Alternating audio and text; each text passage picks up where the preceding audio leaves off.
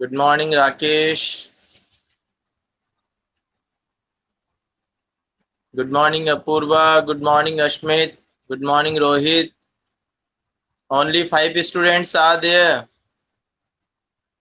Where is all students?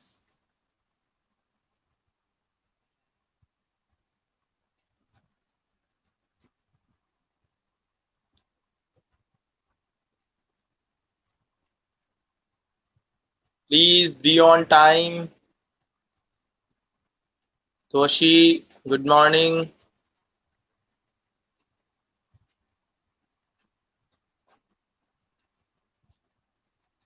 Is there any problem to log in?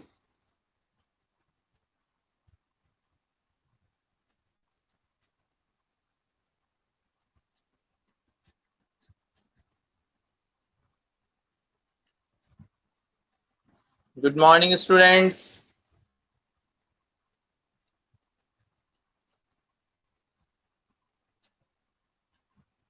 Kritika, good morning.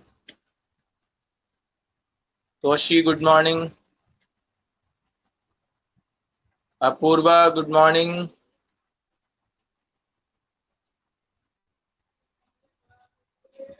Are you listening?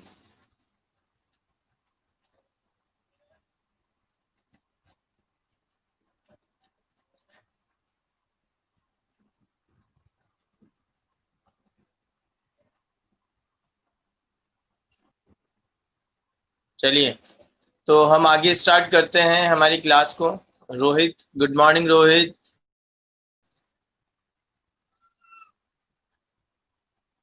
Ashmit ने good morning नहीं किया, और बाकी और students, केवल इतने स्टूडेंट्स हैं क्या?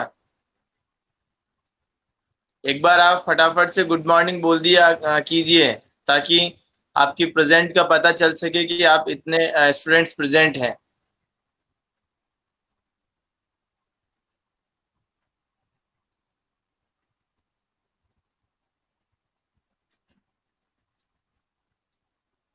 चलिए, तो आज हम स्टार्ट करते हैं हमारी क्लास अकाउंटेंसी की।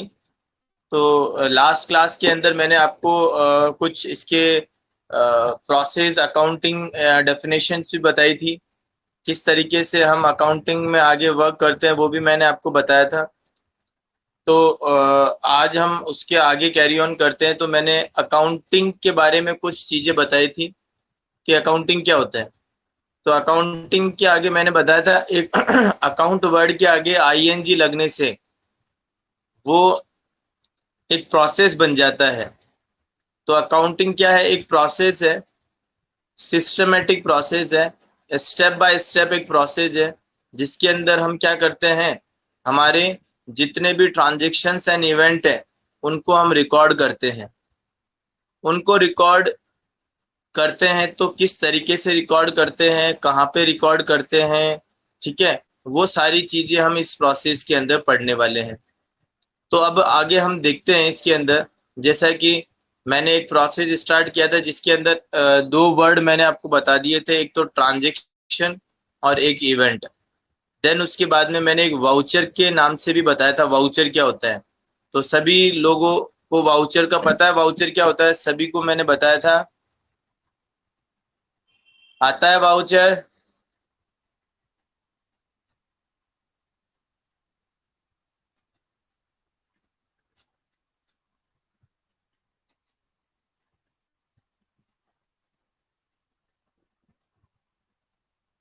अपूर्वा, तोशी, रोहित, कृतिका, अश्मित, बताइए वाउचर का क्या मीन्स होता है? कोई बताएगा?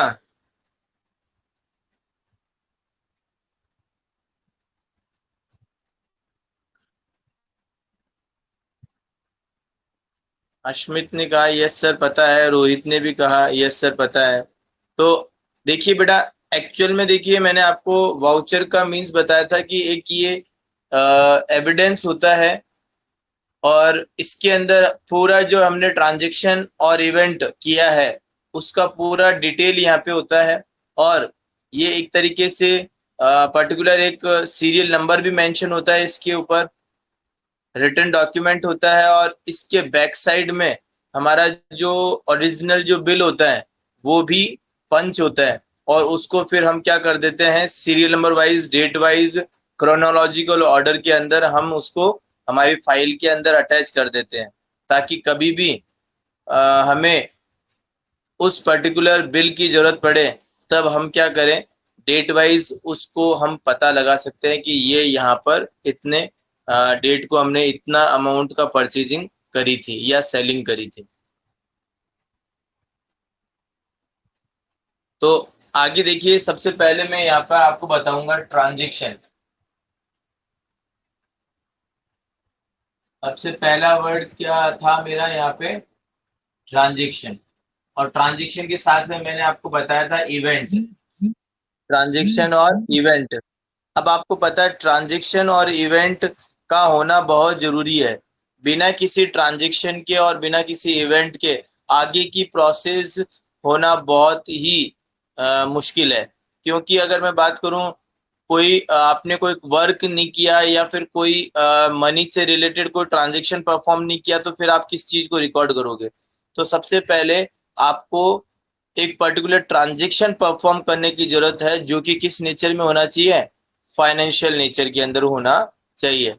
तो फाइनेंशियल नेचर का मतलब होता है जिसको कि हम मेजर कर सकते हैं in terms of money.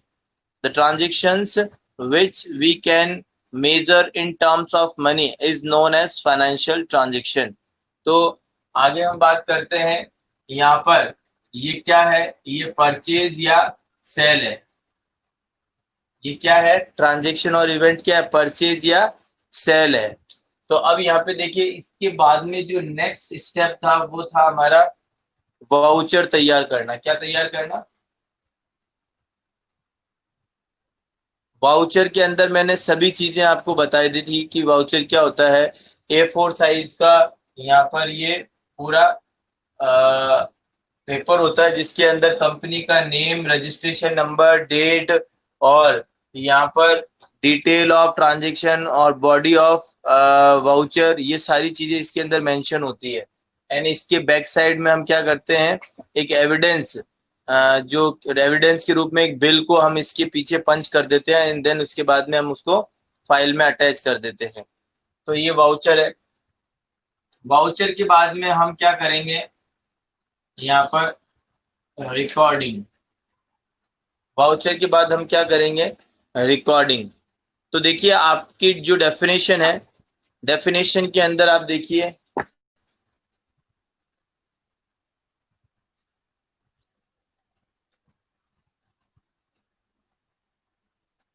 Definition के अंदर आप देखिए, जो आपने पढ़ी थी डेफिनेशन और मैंने लिखवाई थी, उसके अंदर सबसे पहला वर्ड आया है, accounting is an art of recording. दिख रहा है आपको सभी को, डेफिनेशन दिख रही है, आपने लिखी थी जो आपने डेफिनेशन लिखी थी, तो वो आपको सभी के पास में है ना वो डेफिनेशन।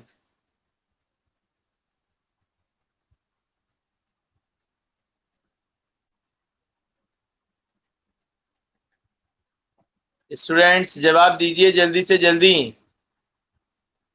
मुझे ऐसा लग रहा है केवल और केवल 2 या 3 स्टूडेंट ही यहाँ पर पढ़ाई कर रहे हैं, बाकी स्टूडेंट्स का कोई पता नहीं है। मुझे रिप्लाई चाहिए फटाफट। केवल 1 या 2 स्टूडेंट ही रिप्लाई कर रहे हैं।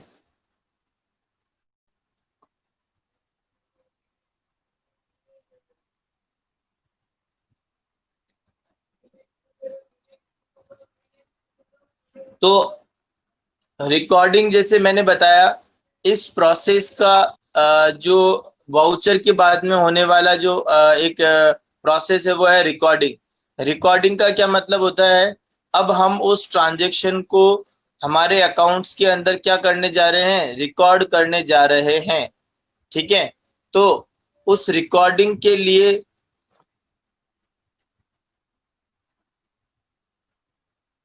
हाँ बेटा, वो अभी मैं बिल्कुल वर्बली आपको सारी चीजें बता रहा हूँ। इनकी एक एक डेफिनेशन आपके नेक्स्ट जो चैप्टर होगा ना, इसके अंदर आपकी हर एक डेफिनेशन आपकी आ जाएगी। तो इसके अंदर आपको घबराने वाली जरूरत नहीं है कि ये इसकी डेफिनेशन क्या होती है सर? ये तो एक प्रोसेस चल रहा है। अभी रिकॉर्डिंग के लिए मैं आपसे बोलूं तो रिकॉर्डिंग की क्या डेफिनेशन होती है, ठीक है ना? तो ऐसा कुछ नहीं है, एक बार हम प्रोसेस पढ़ रहे हैं पूरा, एंड देन इसके अंदर मेन मेन जो इंपॉर्टेंट थिंग होगी उनकी हम डेफिनेशन भी पढ़ लेंगे। चलिए, तो अभी हमने बात करी सबसे पहले ट्रांजैक्शन का होना बहुत जरूरी है, ठीक है? और देन आप क्या करोगे, उस ट्रांजैक्शन को सिस्टमेटिकली अपने फाइल के अंदर अरेंज करोगे विद बिल, उसको ही बोलते हैं वाउचर। एंड देन उसके बाद में आपने उसको फाइल में अटैच करने के बाद में अब स्टार्ट करेंगे हम हमारी अकाउंटिंग करना। तो अकाउंटिंग के लिए सबसे पहला स्टेप जो इसके अंदर आ रहा है वो है रिकॉर्डिंग करना। अब आप अपने ट्रांजेक्शन को क्या करोगे, रिकॉर्डिंग करते हो। तो रिकॉर्डिंग कहाँ किया जाता है, ठीक है, वो एक सबसे इम्पॉर्टेंट थिंग है, उसको समझना बहुत जरूरी है, रिकॉर्डिंग कहाँ पर किया जाता है। तो रिकॉर्डिंग आप देखिए,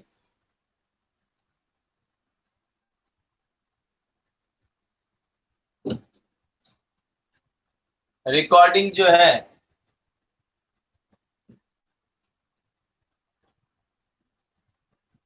जर्नल प्रॉपर एक फॉर्मेट होता है, जर्नल प्रॉपर क्या होता है, एक फॉर्मेट होता है जर्नल प्रॉपर। रिकॉर्डिंग हम कहाँ करते हैं, जनरल प्रॉपर में करते हैं। और जनरल प्रॉपर में क्या रिकॉर्डिंग करते हैं, हम जनरल प्रॉपर के अंदर जनरल एंट्रीज पास आउट करते हैं। जनरल एंट्रीज क्या होती है वो हम आगे सीखेंगे, बहुत सारी चीजें हैं जो कि हमें सीखनी है।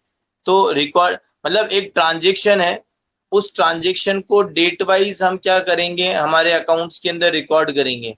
तो रिकॉर्ड किस जगह किया जाता है वो मैंने बताया आपको, एक फॉर्मेट है जिसका क्या नाम है, जर्नल प्रॉपर। उस फॉर्मेट का क्या नाम है, जनरल प्रॉपर।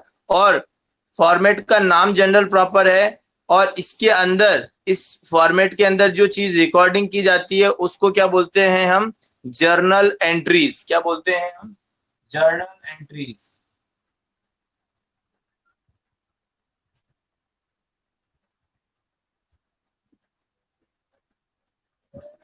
Journal entries.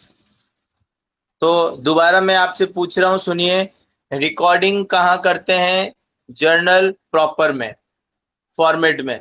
और जनरल प्रॉपर में क्या चीज रिकॉर्डिंग रिकॉर्ड करते हैं, ट्रांजेक्शन को रिकॉर्ड करते हैं in the form of journal entries. Transaction को हम रिकॉर्ड करते हैं in the form of journal entries. Journal entries यहाँ पे बनाते हैं, तब जाके हम यहाँ पे क्या करते हैं, एक जनरल प्रॉपर का फॉर्मेट बनाते हैं। तो रिकॉर्डिंग कर ली हमने। अब आपको मैं एक क्वेश्चन पूछता हूं, जैसे कि आपके बहुत सारे एक्सपेंसेस हैं, बहुत सारी इनकम है, आपने क्या किया, जितनी भी इनकम है, कहीं से भी इनकम आई, उन सभी को आपने आपके ऐड करते गए, ऐड करते गए, ऐड करते गए। जैसे कि आपने गुड्स को बेचा, उससे कोई पैसा आया, उसको ऐड कर लिया। आपने मशीनरी को बेचा, उससे कोई पैसा आया, उसको आपने ऐड कर लिया, ठीक है। आपने कोई लॉटरी इनकम हुई आपकी, उससे कोई पैसा आया, उसको आपने ऐड कर लिया। कोई भी आपने इलेक्ट्रिसिटी का पेमेंट किया, तो उसका पैसा आपके पास से गया, तो उसको आपने माइनस कर दिया। तो इस तरीके से आपने क्या किया, पैसा आया जिसको ऐड कर दिया, पैसा गया उसको लेस कर दिया। और आपके पास में अब कितना पैसा बचा वो आपके पास में इंफॉर्मेशन है, ठीक है। लेकिन अब आपसे कोई ये पूछे कि अलग अलग होता है पैसा भी, जैसे कि एक तो होता है रेवेन्यू नेचर का और एक होता है कैपिटल नेचर का। तो उसके अंदर मैं आपको बताऊंगा कि क्या क्या चीजें रेवेन्यू नेचर की होती है, क्या क्या कैपिटल नेचर की होती है। उससे पहले आपको हर एक चीजें समझानी भी है, तो वो अपन धीरे धीरे समझेंगे, ठीक है। तो कहने का मतलब मेरा ये है कि अभी जो हम क्या करेंगे, जनरल एंट्री करेंगे जनरल प्रॉपर के अंदर। एंड देन उसके बाद में हमें ये बहुत जरूरी है पता लगाना कि जो इनकम हमारे पास में आई है या फिर हमने जो खर्चे किए हैं वो हमारे क्लासिफाई करना बहुत जरूरी है। क्लासिफाई का मतलब हो गया कि कौन सी इनकम किसकी है और कौन सी इनकम किसकी है। जैसे कि मैंने बोला गुड्स को सेल करने पर इनकम आई है, तो वो कौन सी इनकम होती है, एक तरीके से रेवेन्यू इनकम होती है। क्योंकि गुड्स को हम क्या करते रहते हैं, उसको रेगुलरली, हमारी रेगुलर एक्टिविटी है गुड्स को बेचना, तो हम उसको बेचते रहते हैं, उसको खरीदते रहते हैं। तो ये कौन सी एक्टिविटी कहलाती है, एक तरीके से रेवेन्यू नेचर की। इस तरीके से हम उसको क्या करते हैं, अलग से रख लेते हैं।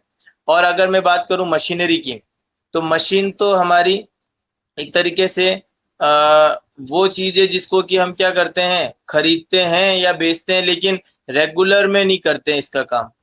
तो अगर उससे उसको बेचने पर कोई हमारी इनकम आई है, तो फिर वो इनकम हमारी कैपिटल नेचर की होगी। तो कैपिटल नेचर क्या होता है, रेवेन्यू नेचर क्या होता है, आपको टेंशन लेने की जरूरत नहीं है। अभी हम इसके बारे में बहुत अच्छे से डिटेल में पढ़ेंगे। बस आपको समझा रहा हूँ कि हमारे पास में जो भी इनकम आती है, उन इनकम का डिटेल हमारे पास में होना चाहिए। क्लासिफिकेशन बहुत जरूरी है, क्लासिफिकेशन बहुत ही ज्यादा जरूरी होता है। तो आपको इसका समझना बहुत जरूरी है। तो यहाँ पर देखिए, हम बात करते हैं, रिकॉर्डिंग करी, रिकॉर्डिंग के बाद में हम यहाँ पर क्या करेंगे,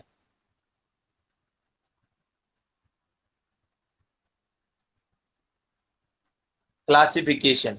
जैसे कि आपने डेफिनेशन पढ़ी होगी, उस डेफिनेशन के अंदर सेकंड नंबर का जो वर्ड है रिकॉर्डिंग के बाद में, वो है हमारा क्लासिफिकेशन। देखा आपने?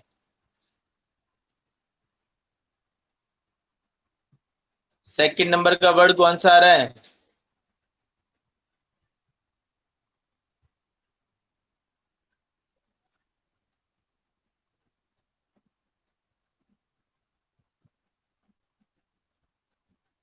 Classification, very good.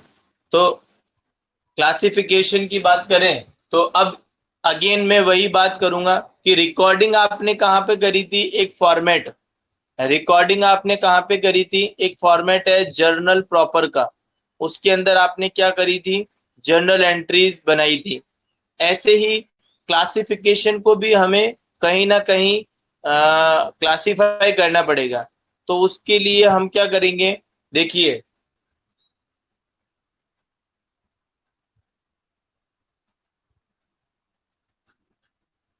हम तैयार करेंगे यहाँ पर ledger, ledger, LEDGER, ledger. Classification को कहाँ पे करते हैं हम, लेजर में, लेजर तैयार करते हैं।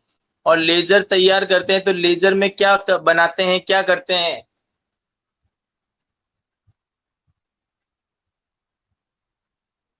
अकाउंट्स, अकाउंट्स तैयार करते हैं, हम अकाउंट बनाते हैं अलग अलग। जैसे कि हमारा सैलरी का अकाउंट हो गया, रेंट का अकाउंट हो गया, मशीनरी का अकाउंट हो गया, ठीक है, वो सब अकाउंट हम यहाँ पर बनाएंगे, वो देखेंगे। अभी आपको मैंने क्या कहा, आपके लिए सब चीज नया रहेगा, तो आपको ये पता नहीं चल रहा होगा कि सर ये क्लासिफिकेशन क्या है, रिकॉर्डिंग क्या है, जर्नल एंट्रीज क्या होती है, जनरल प्रॉपर का फॉर्मेट क्या होता है, सर आपने ये लेजर बताया है तो ये लेजर क्या चीज है, या फिर सर ये लेजर के बाद में आपने बोला ये अकाउंट बनाएंगे तो अकाउंट कैसे बनाते हैं। मतलब आपके अंदर बहुत सारे क्वेश्चंस अराइज हो रहे हैं, बहुत सारे क्वेश्चंस अराइज हो रहे हैं कि सर ये आप बताते तो रहे हो लेकिन हमें कुछ भी समझ में नहीं आ रहा है। लेकिन मैं ये कहना चाह रहा हूँ कि एक बार आप इस प्रोसेस को पूरा से अच्छे से लिख लीजिए, एंड देन हम वन बाय वन हम एक एक चीजें इसकी पढ़ते चलेंगे। तब आपको उस समय याद आएगा कि यार सर ने जो एक पूरा प्रोसेस बताया था ना, वो पूरा प्रोसेस हमें एक 11th को पूरा का पूरा वन टाइम में ही इन्होंने बता दिया था। अब जो चीजें हम ये पढ़ने जा रहे हैं ना, पूरे 11th के अंदर, पूरा 11th जो हम पढ़ेंगे ना, उसके अंदर ये सारी चीजें पढ़ेंगे। तो इसके अंदर कहने का मतलब एक प्रोसेस है, उसको ही बता रहा हूँ। तो आपको इसको एक बार के लिए राइट डाउन करना है, थोड़ा बहुत जितना समझ में आया उतना समझना है, एंड देन उसके बाद में हम डिटेल में इनको पढ़ेंगे। Is it clear to you?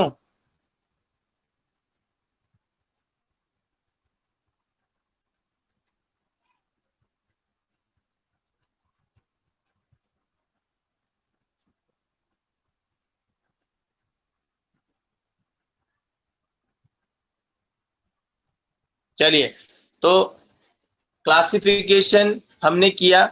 Classification के बाद में आप बताइए डेफिनेशन में कौन सा वर्ड आया हुआ है, बताइए। क्लासिफिकेशन के बाद में कौन सा वर्ड आया हुआ है ये बताइए।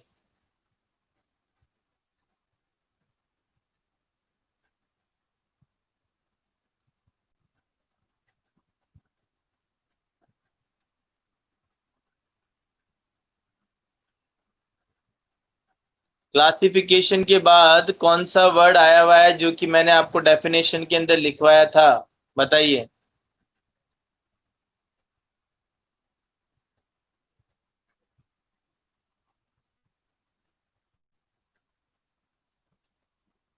तोशी, आप बताओ बेटा। Ashmit, very good Yogesh. देखिए, मुझे ऐसा लग रहा है योगेश जो है बहुत ही ज़्यादा सीरियस है स्टडी के लिए। सबसे पहले आते ही इसने गुड मॉर्निंग कहा था, ठीक है, और कंटिन्यूअसली इसके आंसर्स भी मुझे मिल रहे हैं।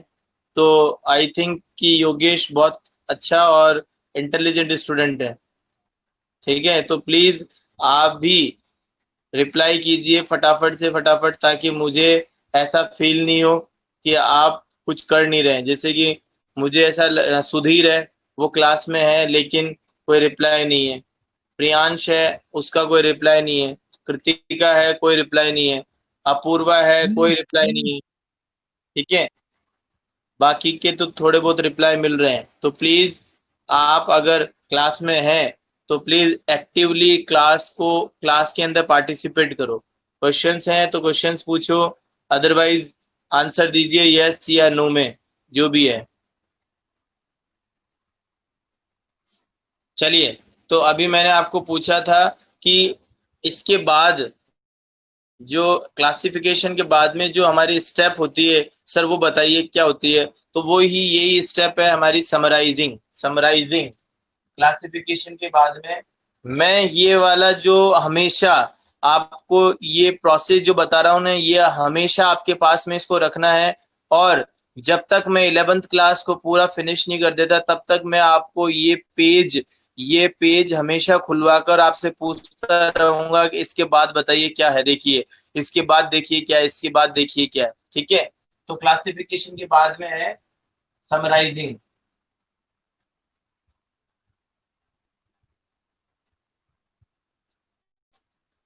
तो अगेन मैं यहाँ पर बात करूंगा कि क्लासिफिकेशन जो करते हैं वो हमने कहाँ पे बताया था आपको, लेजर में। और लेजर में हम क्या करते हैं, अकाउंट्स तैयार करते हैं। ऐसे ही समराइजिंग, समराइजिंग का मतलब क्या होता है कि हमने रिकॉर्डिंग और क्लासिफिकेशन को डिटेल में किया था। रिकॉर्डिंग और क्लासिफिकेशन को हमने क्या किया था, डिटेल में किया था। तो अब हम क्या करेंगे, उस डिटेल को शॉर्ट फॉर्म में लिखना चाहेंगे। उस डिटेल को शॉर्ट में लिखना चाहेंगे तो हम करते हैं ना, पूरे चैप्टर की एक छोटी सी समरी बना लेते हैं। या फिर पीछे की साइड में चैप्टर के पीछे एक समरी भी आती है, तो हम उसको पढ़ लेते हैं और पूरा चैप्टर भी रिवाइज हो जाता है। तो इस तरीके से हमारा पूरा जो डिटेल है, जो रिकॉर्डिंग करी है, जो क्लासिफिकेशन करी है, पूरी डिटेल, उसको हम क्या करेंगे, एक समरी फॉर्म के अंदर लिखेंगे। समराइजेशन जिसको बोलते हैं हम। और वो कहाँ पे करते हैं, वो कहाँ पे करते हैं।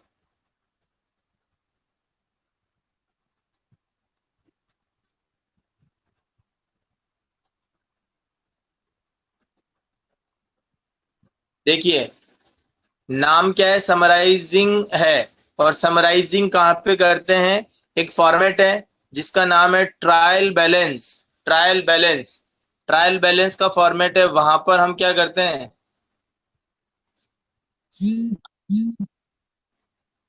बेटा योगेश, तोशी, अश्मित और रोहित, राकेश, आपको आ रही है, मेरी वॉइस आ रही है क्या।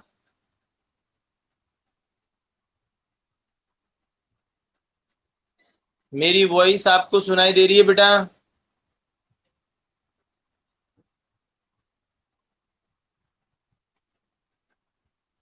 रोहित ने कहा यस सर, योगेश ने कहा यस सर, तौशी ने कहा।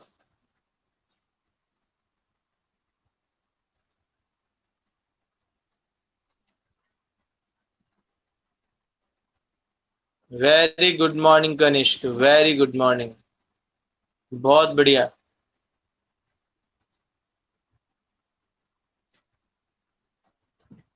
This is not the time to connect in the class.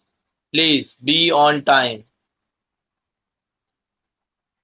Video clear नहीं है तो देखिए, वीडियो के लिए थोड़ा सा मैं यहाँ पर, आप कहोगे तो मैं इसको फॉर्मेट को थोड़ा सा आगे लेकर आपको बता सकता हूँ। देखिए यहाँ पे वीडियो यदि आपका क्लियर नहीं है तो देखिए, ये मैंने फॉर्मेट बनाया है, इस फॉर्मेट को आप देख लीजिए। सबसे पहले मैंने लिखा है ट्रांजैक्शन, फिर लिखा है मैंने वाउचर, फिर लिखा है मैंने रिकॉर्डिंग, फिर लिखा है मैंने क्लासिफिकेशन, फिर लिखा है मैंने समराइजिंग। ये चीजें मैंने लिखी है। तो रिकॉर्डिंग कहाँ पे करते हैं, इसके लिए मैंने बताया हमारा एक फॉर्मेट तैयार करते हैं जिसका नाम है जर्नल प्रॉपर, जर्नल प्रॉपर। और उसके अंदर हम क्या रिकॉर्ड करते हैं, जर्नल एंट्रीज रिकॉर्ड करते हैं। ठीक है। ऐसे ही सेकंड जो क्लासिफिकेशन जो हम करते हैं उसको कहाँ रिकॉर्ड करते हैं, हम कहाँ पे प्रोसेस करते हैं उसका, लेजर में। लेजर तैयार करते हैं और लेजर के अंदर क्या चीज बनाते हैं, अकाउंट्स बनाते हैं। ठीक है। फिर उसके बाद में मैंने बताया समराइजिंग। तो समराइजिंग कहाँ पर करते हैं, वो है ट्रायल बैलेंस। समराइजिंग कहाँ पे करते हैं, ट्रायल बैलेंस में। और ट्रायल बैलेंस के अंदर हम क्या करते हैं, पूरा पूरा जितने भी हमने अकाउंटिंग करी है उसकी एक समरी फॉर्म लिखते हैं। तो इसके अंदर भी हम बैलेंसेज लिखते हैं। क्या लिखते हैं हम, बैलेंसेज लिखते हैं। कृतिका कह रही है कि सर अभी भी क्लियर नहीं है, तो शायद हो सकता है अपना जो आपका प्रॉब्लम आपके नेट की वजह से हो रही है। राकेश, आपको वीडियो क्लियर आ रहा है? राकेश, आपको आ रहा है वीडियो क्लियर, आपको सही दिख रहा है आपको?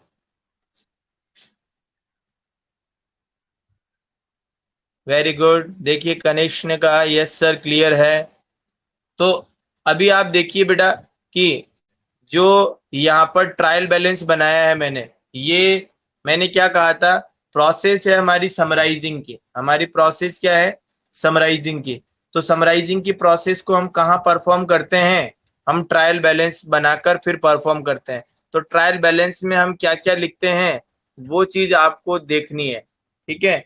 तो मैं अब वापस से मेरे कैमरे को अपनी जगह पे रख रहा हूँ।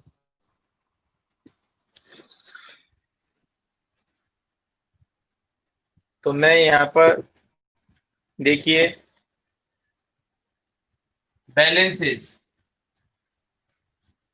बैलेंसेस मैंने क्या किया, बैलेंस, ट्रायल बैलेंस जो हम बनाते हैं उसके अंदर हम क्या लिखते हैं, बैलेंस। क्या करते हैं हम, जितने भी अकाउंट्स आपने बनाए हैं, जितने भी अकाउंट्स आपने बनाए हैं उन अकाउंट्स का सभी का बैलेंस क्या बचा। लास्ट में कहते हैं ना कि मेरे पास में 1000 रुपए थे, फिर 200 रुपए यहाँ खर्च हो गए, 300 रुपए यहाँ खर्च हो गए, 20 रुपए यहाँ खर्च हो गए। फिर आपसे पूछा जाता है कि आपके पास में कितना बैलेंस बचा है ये बताइए। तो वही है यहाँ पर, अकाउंट्स जो है, अकाउंट बनाते हो जब, अकाउंट के अंदर क्या आता है, पैसा आता है, पैसा जाता है, पैसा आता है, पैसा जाता है। तो फिर उस केस में आपके पास में लास्ट एट द एंड कितना पैसा बचा वो हम बैलेंस निकालेंगे। ठीक है। अब उसके बाद में समराइजिंग भी हमने कर लिया। समराइजिंग करने के बाद में अब हम क्या करेंगे, समराइजिंग करने के बाद में अब हम क्या करेंगे, हम फाइनेंशियल स्टेटमेंट तैयार करेंगे, प्रिपेयर करेंगे हम फाइनेंशियल स्टेटमेंट।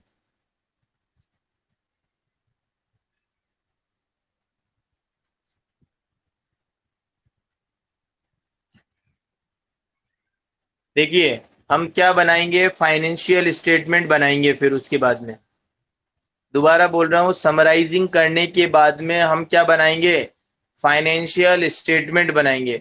और आपको मैं ये बता दूं, फाइनेंशियल स्टेटमेंट जो है वो ये सभी बनने के बाद में ही बनाया जाता है।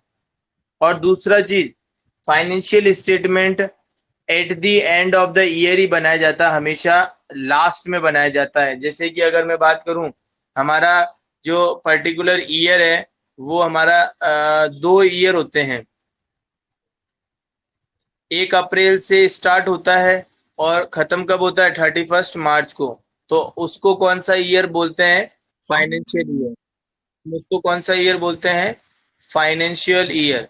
देखिए दोबारा मैं बोल रहा हूँ, 1 अप्रैल को कोई भी बिजनेस स्टार्ट हो रहा है और अगर वो वापस से जिसको एंड कर रहे हैं वो 31 मार्च को एंड हो रहा है, तो उसको कौन सा ईयर कहते हैं हम?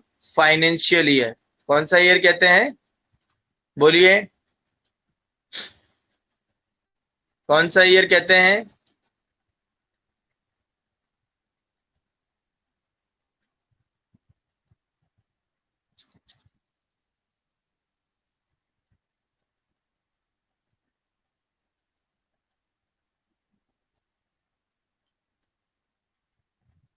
बताइए कौन सा ईयर कहते हैं?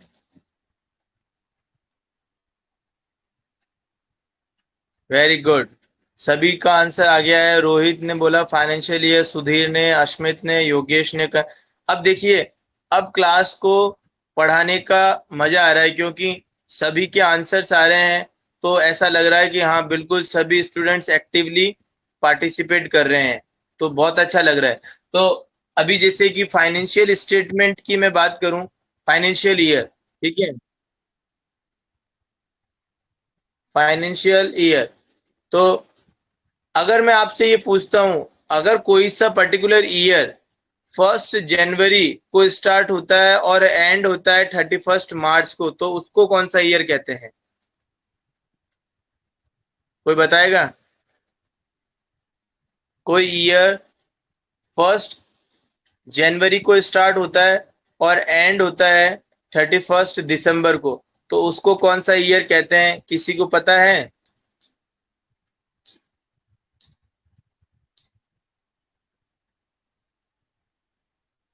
कोई भी स्टूडेंट? अश्मित, सुधीर, रोहित, योगेश, कनिष्क, राकेश, प्रियांश, कृतिका।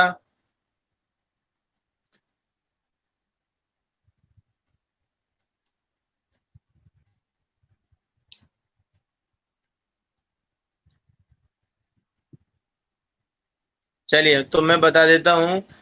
1 जनवरी से जो ईयर स्टार्ट होता है और 31 दिसंबर को एंड होता है, उस ईयर को हम बोलते हैं कैलेंडर ईयर। कौन सा ईयर बोलते हैं हम? Calendar year. देखिए मैं यहाँ पे लिखता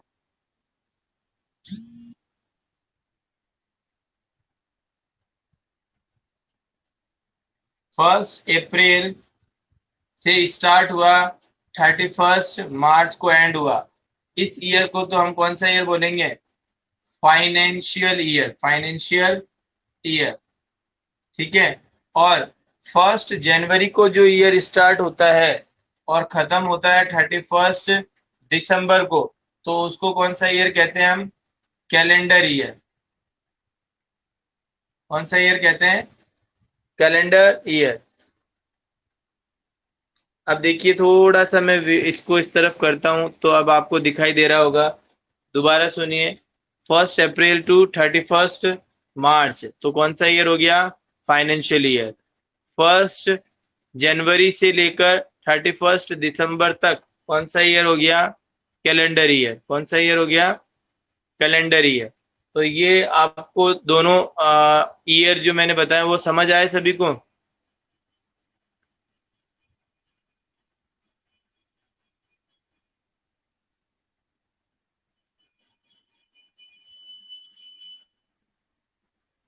तो अब आगे मैं बताने चाह रहा था कि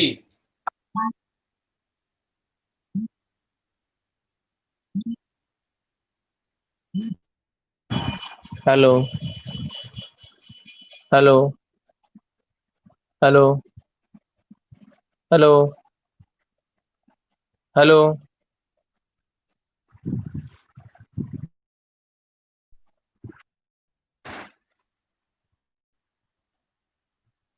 तो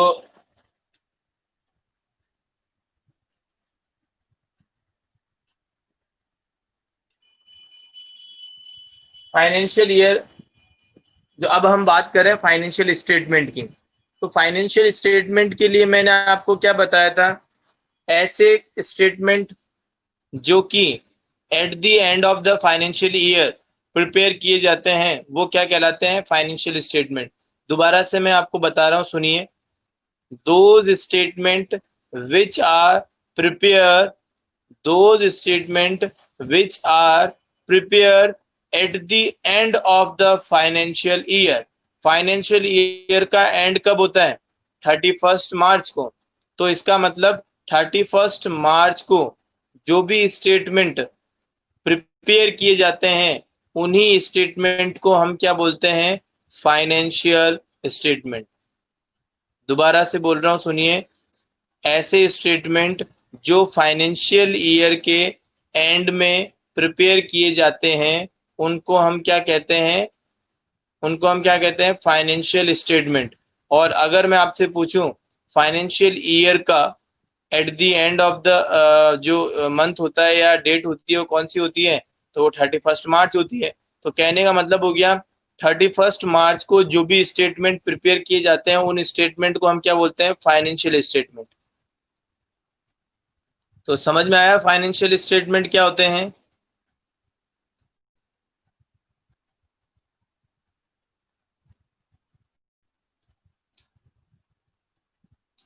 फाइनेंशियल स्टेटमेंट क्या होते हैं, समझ आया, वेरी गुड। तो अभी आप देखिए फाइनेंशियल जो स्टेटमेंट है उसके अंदर कौन कौन से स्टेटमेंट होते हैं। अभी फिलहाल के लिए मैं आपको दो नाम बता रहा हूं। देखिए, आपको मैं दो नाम बता रहा हूं, आपको उसको समझना है। वो दो नाम कौन कौन से हैं वो आपको अभी फिलहाल के लिए याद रखने हैं। और उसको हम, मैंने क्या कहा, ये पूरी 11th क्लास बता रहा हूं मैं। इनको हम वन बाय वन डिटेल में बहुत अच्छे से पढ़ेंगे। फाइनेंशियल स्टेटमेंट कितने होते हैं, अभी फिलहाल के लिए मैं दो नाम बता रहा हूं। एक होता है,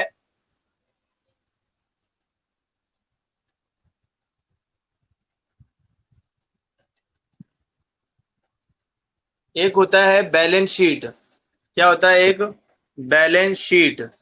देखिए, फाइनेंशियल स्टेटमेंट जो है वो एक नाम मैंने बताया वो है बैलेंस शीट। और फाइनेंशियल स्टेटमेंट का दूसरा जो नाम है वो क्या है,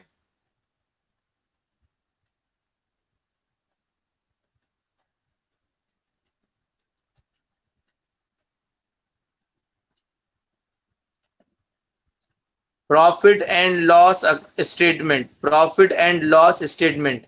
आपको देखिए, आप क्या करते हो, पूरे साल भर, पूरे साल भर बिजनेस करते हो। आपने स्टार्ट किया अपने बिजनेस को 1 अप्रैल से, और एक साल पूरा हो गया आपको बिजनेस करते करते, और 31 मार्च आ गया। तो 31 मार्च को अब आपको ये तो पता होना चाहिए ना कि जो हमने पूरा बिजनेस किया पूरे साल भर में, उस बिजनेस से हमें प्रॉफिट हुआ है या लॉस हुआ है, उस बिजनेस से हमें प्रॉफिट हुआ या लॉस हुआ, ये तो एटलीस्ट आपको पता होना चाहिए। अगर आपको ये पता नहीं होगा कि प्रॉफिट हुआ या लॉस हुआ, तब उस केस में कैसे आपको ये पता चलेगा कि मैं मेरे बिजनेस को आगे कंटिन्यू करूं या नहीं करूं। हो सकता है आप लॉस में चल रहे हो, लॉस होता जा रहा है, लॉस होता जा रहा है, लॉस होता जा रहा है, फिर भी आप उस बिजनेस को कंटिन्यू कर रहे हो, ठीक है ना। लेकिन अगर आपको पहले से ही फाइनेंशियल स्टेटमेंट बनाकर, प्रॉफिट एंड लॉस अकाउंट बनाकर ये पता चल जाता है पहले ही साल में या दूसरे ही साल में कि हमारे बिजनेस में क्या लग रहा है, लॉस लग रहा है, तो अब हमें इस बिजनेस को आगे कंटिन्यू नहीं करना चाहिए। हमें हमारे बिजनेस को यहीं पर ही बंद कर देना चाहिए, अदरवाइज हमें और ज्यादा लॉस लगने के चांसेस हैं। तो इस वजह से हम तुरंत वहीं पर कुछ स्टेप ले लेते हैं और वहीं पे हमारे बिजनेस को बंद कर देते हैं। लेकिन अगर आपने प्रॉफिट एंड लॉस अकाउंट या फाइनेंशियल स्टेटमेंट तैयार नहीं किए तो आपको ये पता नहीं चल सकता कि आपको क्या प्रॉफिट हो रहा है। तो उस केस में आपका फिर वो कंटिन्यू होगी, आप रखते जाओगे और एक टाइम ऐसा आएगा तब आपको ऐसा लगेगा कि हमारे पास तो कुछ बचा ही नहीं। तो इस वजह से फाइनेंशियल स्टेटमेंट इसलिए प्रिपेयर करना बहुत जरूरी है, क्योंकि हर साल ईयर के एंड होने पर आपके बिजनेस में क्या हुआ इसका पूरा आपको डिटेल मिल सके, प्रॉफिट हुआ या लॉस हुआ। समझ में आया आपको सभी को?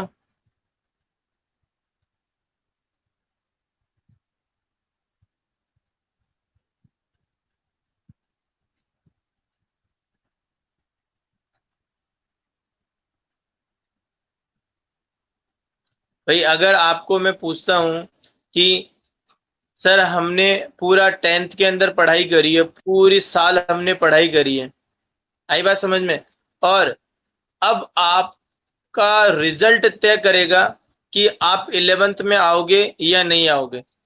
तो यदि आपका रिजल्ट आपने तैयार ही नहीं किया तो फिर आपको कैसे पता चलेगा कि आप 10th के अंदर पास हुए या फेल हुए। जब तक आपको ये पता नहीं चलेगा 10th में पास हुए या फेल हुए तब तक आप 11th में नहीं आ सकते हो।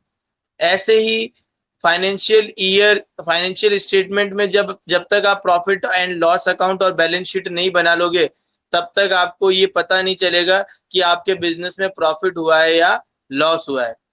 ठीक है, समझ आया?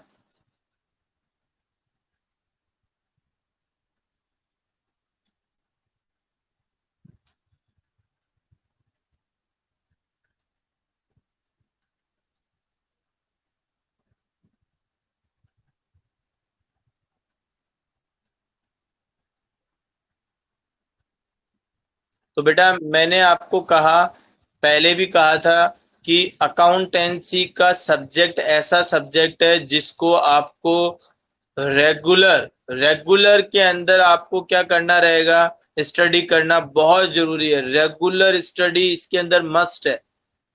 मैं नहीं कहता कि पूरे दिन आप इसको लेकर बैठे रहे 10 घंटे 12 घंटे, बस पढ़े जा रहे हो, कोई पढ़ाई का लिमिट ही नहीं है, बस इतना पढ़, अरे नहीं, इतना नहीं पढ़ना है।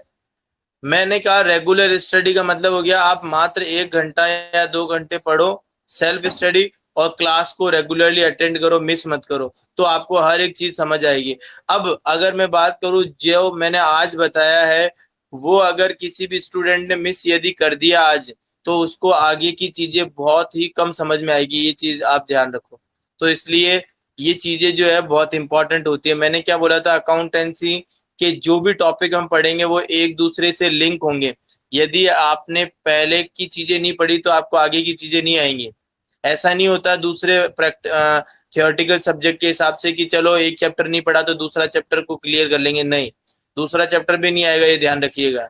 तो प्लीज एक तो टाइम पर आओ क्लास के अंदर, और जो है रेगुलर रहो क्लास के अंदर, ताकि आपको हर एक चीज समझ में आती रहे।